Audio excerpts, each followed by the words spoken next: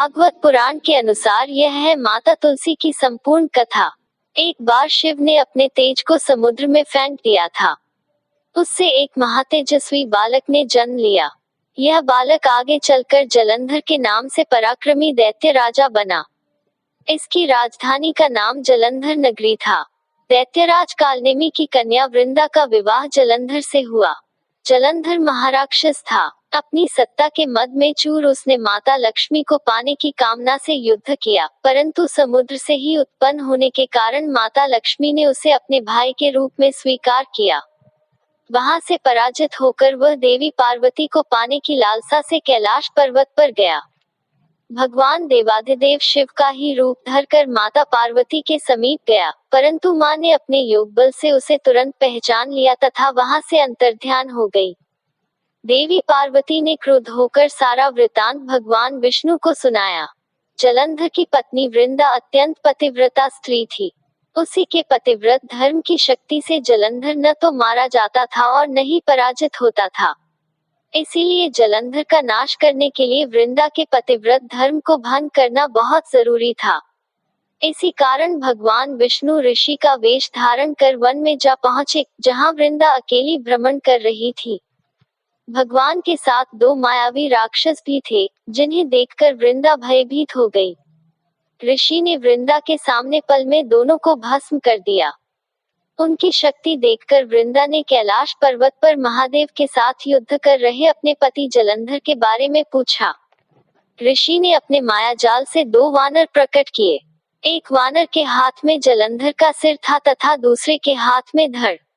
अपने पति की यह दशा देखकर वृंदा मूर्छित होकर गिर पड़ी। होश में आने पर उन्होंने ऋषि रूपी भगवान से विनती की कि वह उसके पति को जीवित करे। भगवान ने अपनी माया से पुनः जलंधर का सिर धड़ से जोड़ दिया, परंतु स्वयं भी वह उसी शरीर में प्रवेश कर गए। वृंदा को इस छल का जरा आभास न हुआ। जलंधर बने भगवान के साथ वृंदा पतिव्रता का व्यवहार करने लगी, जिससे उसका सतीत्व भंग हो गया। ऐसा होते ही वृंदा का पति जलंधर युद्ध में हार गया। इस सारी लीला का जब वृंदा को पता चला तो उसने क्रुद्ध होकर भगवान विष्णु को शिला होने का श्राप दे दिया तथा स्वयं सती हो गई। जहां वृंदा भस्म हुई, वहां तुलसी का पौधा उगा। भगवान विष्णु ने वृंदा से कहा, हे वृंदा, तुम अपने सतीत्व के कारण मुझे लक्ष्मी से भी अधिक प्रिय हो गई हो। अब तुम तुलसी के रूप में सदा मेरे साथ रहोगी।